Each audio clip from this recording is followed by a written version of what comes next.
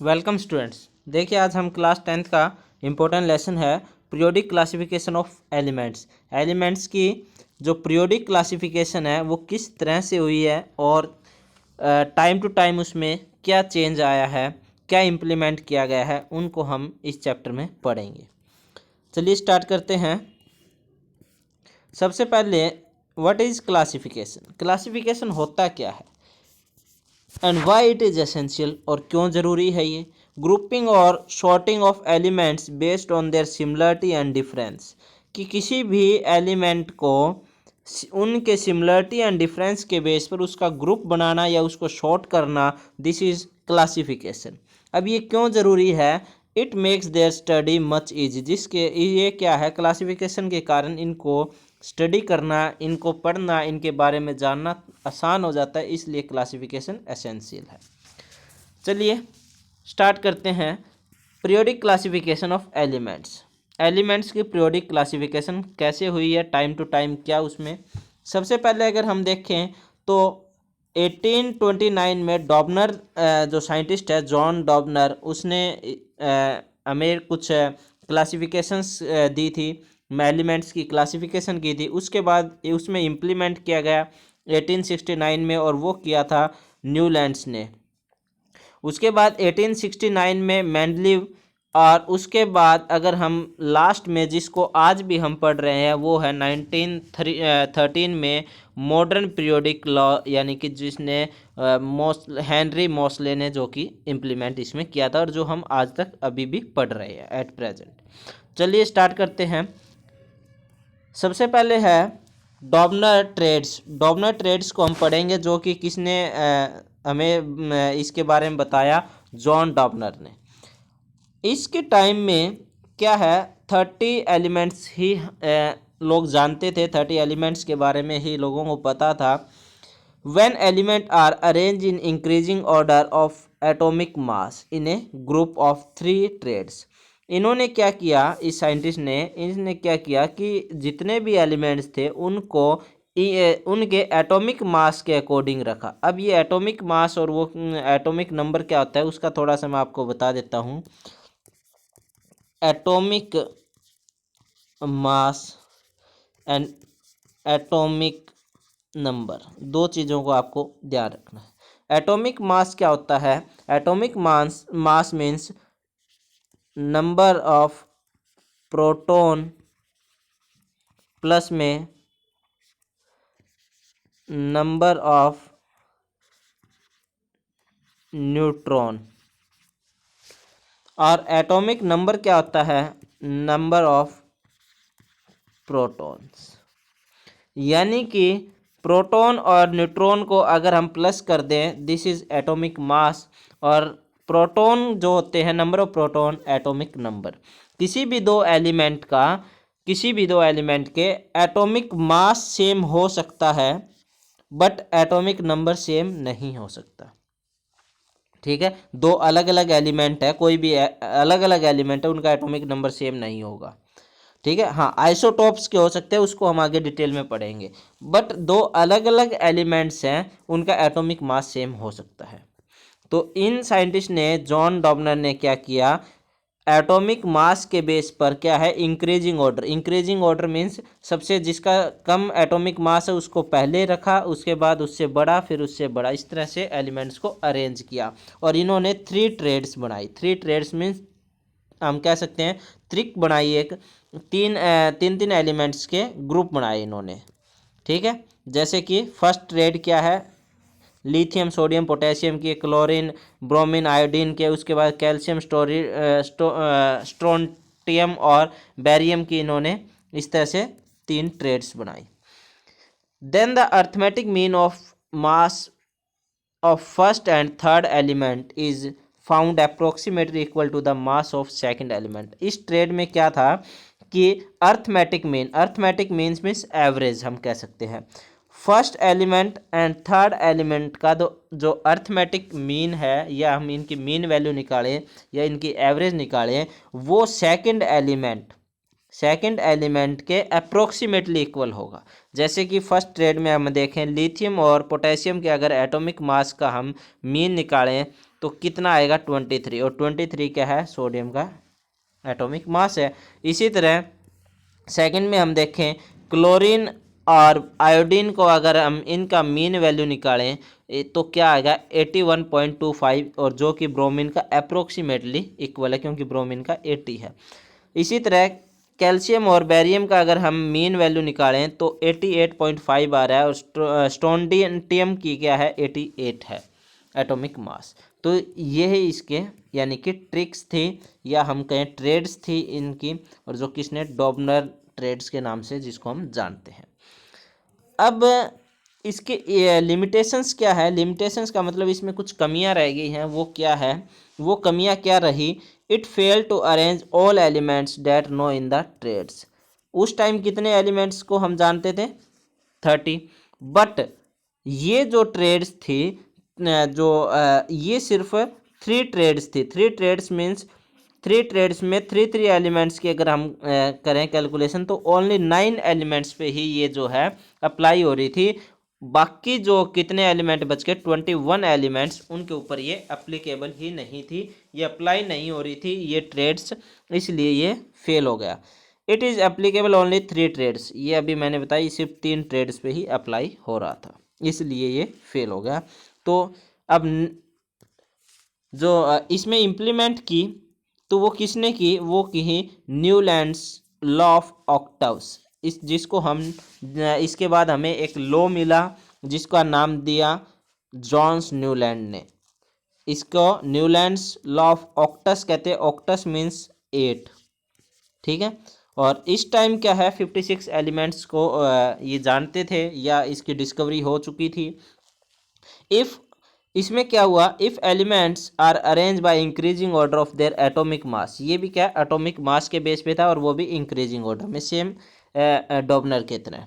Properties of every 8 element is repeated, हर 8वां element, जैसे ये फर्स्ट है, second, third, fourth, fifth, six, seventh, eighth, हर 8th एलिमेंट फर्स्ट एलिमेंट का प्रॉपर्टीज रिपीट हो रही थी, इसलिए ये ऑक्टाव्स लॉ था।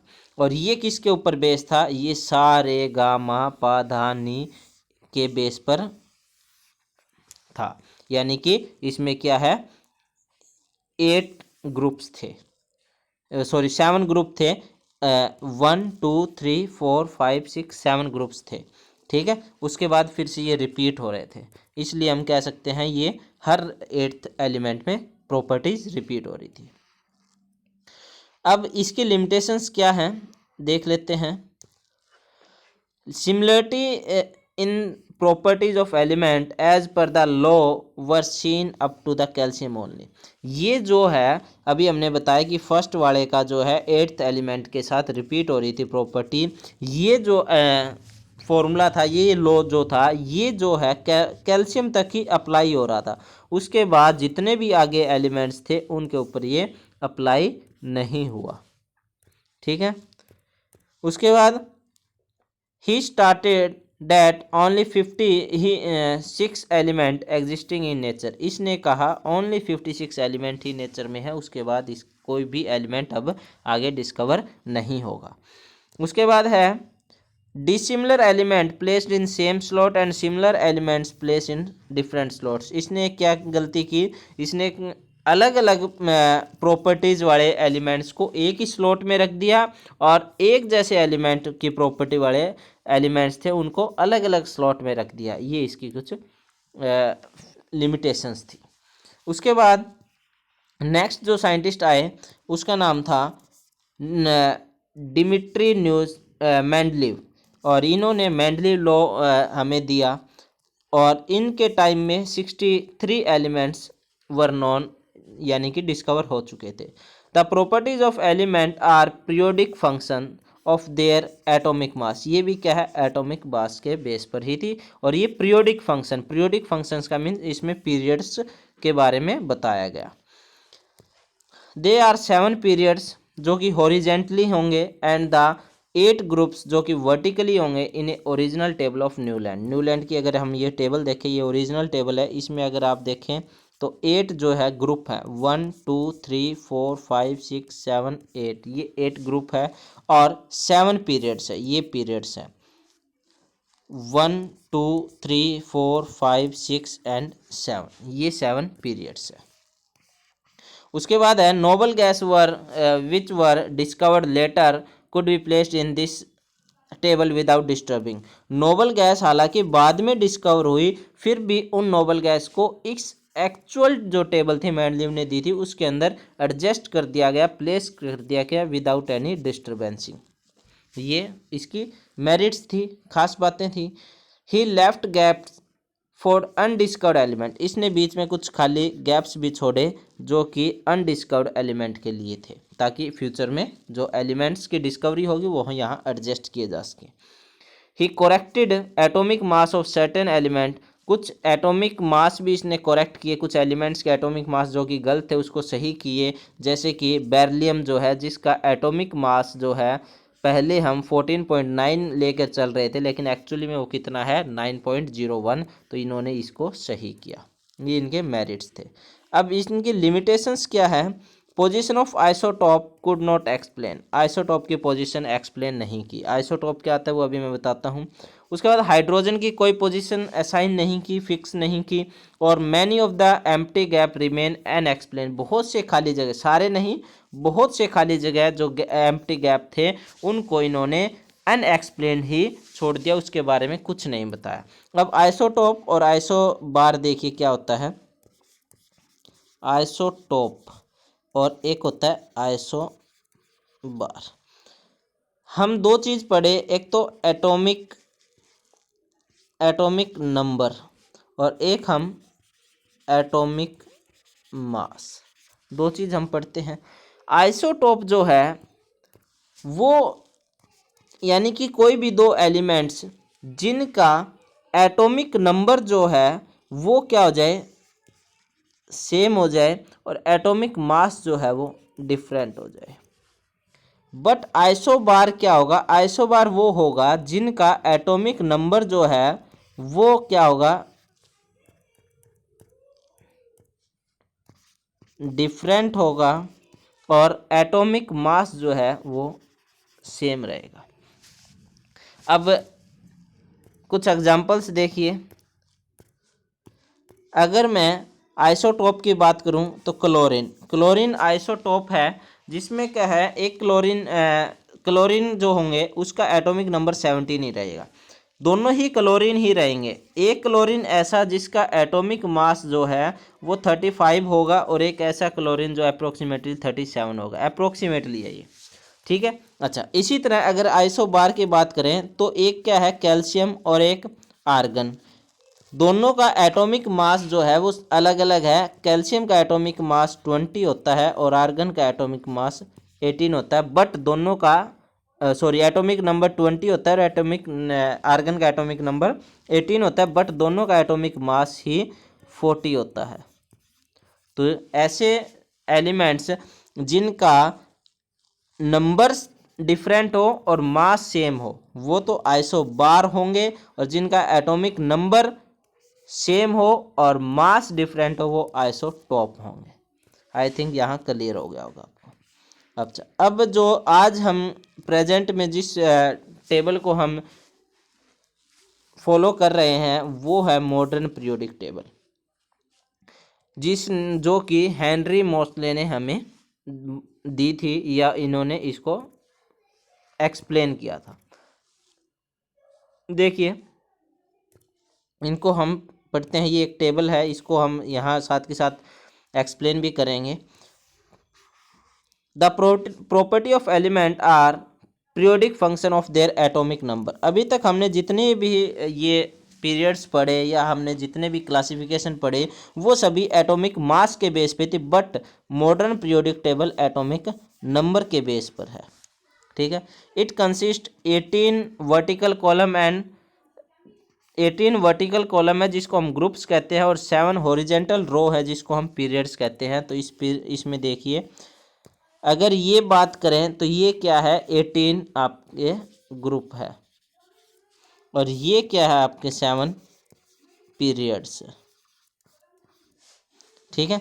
7 पीरियड्स है, 18 ग्रुप्स है ये। उसके बाद है on moving left side, left to right, जैसे ही हम लेफ्ट से राइट जाएंगे पीरियड्स में, किसमें, पीरियड्स में, the metallic characters decrease while the non metallic character increase. तो देखिए आप देखेंगे इस पीरियड इसमें आप कि ये जो है, अगर हम बात करें यहाँ तक के, ये जो है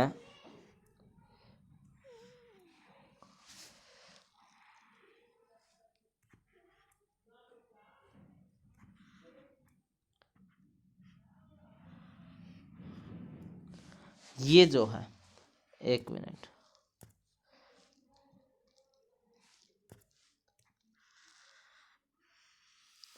ये जो है ये क्या है, ये मेटल्स है। और ये जो हैं ये इधर वाले 14 यानी कि आप ये मान सकते हैं 1 से लेकर 13 तक के एलिमेंट्स जो है वो क्या है, मेटल्स हैं। उसके बाद अगर 14 से आगे की बात करें वो नॉन मेटल्स होंगे। और जो ये ग्रीन कलर वाले हैं, ये आपको दिख रहे होंगे, ये ग्रीन कलर वाले ये क्या है, मेटलॉइड्स है। तो जैसे जैसे हम क्या होगा, ये स्ट्रॉन्ग मेटल होंगे इधर वाले, जैसे जैसे हम लेफ्ट से राइट की तरफ जाएंगे मेटलिक कैरेक्टर्स क्या होते जाएंगे, कम होते जाएंगे। और धीरे धीरे वो क्या होगा, नॉन मेटल्स में कन्वर्ट होता जाएगा, नॉन मेटलिक कैरेक्टर्स इंक्रीज होते जाएंगे। यहाँ पे कलर्स में भी दिखा रखा है। अगर रेड कलर की बात करें, ये वाली रेड कलर, ये क्या है, एल्कली मेटल है। और उसके बाद वाले मेटल ये ऑरेंज वाले एल्कलाइन अर्थ मेटल है।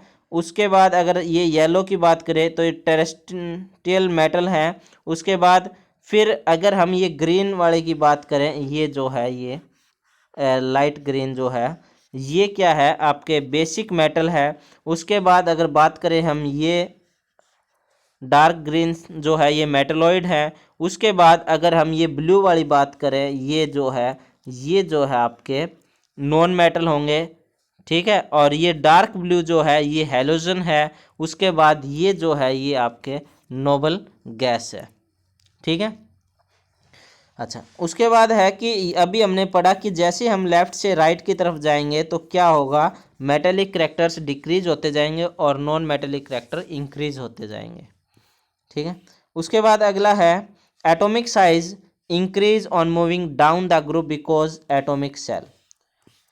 एटॉमिक साइज क्या हो रहा है, इंक्रीज हो रहा है। जैसे ही हम ऊपर से नीचे की तरफ जाएंगे एटॉमिक साइज जो है इंक्रीज होता जाएगा। क्यों, क्योंकि इसमें सिंगल सेल होगी, इसमें डबल सेल होंगी, KLMN आप पढ़ा होगा, इसमें ट्रिपल सेल होंगी। तो जैसे जैसे हम नीचे की तरफ जाएंगे डाउनवर्ड, तो एटॉमिक साइज भी क्या होता जाएगा, इंक्रीज होता जाएगा। उसके बाद है atomic size decrease on moving left to right in the period because effective nuclear charge. अब जैसे जैसे हम लेफ्ट से राइट की तरफ जाएंगे एटॉमिक साइज जो है वो क्या होता जाएगा, छोटा होता जाएगा। क्यों, क्योंकि आप ये देखिए इसमें भी यहाँ से लेकर इस पीरियड में सभी की दो दो सेल आपको मिलेंगी, सभी की दो दो सेल होंगी, ठीक है। अब क्या होगा, सभी की दो दो सेल हैं। अब ये वाले जो होंगे, यानी कि हम जैसे जैसे इधर जाएंगे, इधर जाने की वजह से जो न्यूक्लियस के ऊपर जो इफेक्ट है या न्यूक्लियस की जो फोर्स ऑफ अट्रैक्शन है वो ज़्यादा होती जाएगी। ज़्यादा होने के कारण जो है न्यूक्लियस क्या करेगा, जैसे ये वाली सेल है, ये बाहर वाली सेल को अपनी तरफ खींचने की कोशिश करेगा, अट्रैक्ट करेगा, जिसके कारण ये छोटा हो जाएगा इसका साइज। तो हम कह सकते हैं लेफ्ट से जब राइट की तरफ जाएंगे तो एटॉमिक साइज जो है वो डिक्रीज हो जाएगा। उसके बाद इजी टू रिमेंबर, इसको पढ़ना आसान है। और पोजीशन ऑफ आइसोटोप, इसमें आइसोटोप्स की पोजीशन है। ये था आपका मॉडर्न पीरियोडिक टेबल और ये लेसन आपका कंप्लीट। Okay, thank you.